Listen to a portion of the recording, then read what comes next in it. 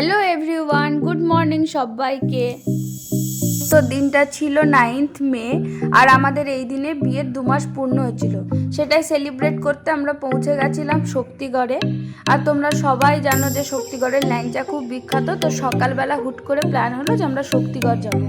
তো প্রথমেই আমরা 2 কাপ চা নিয়ে নিয়েছিলাম, তারপরে ইডলি খেয়েছিলাম।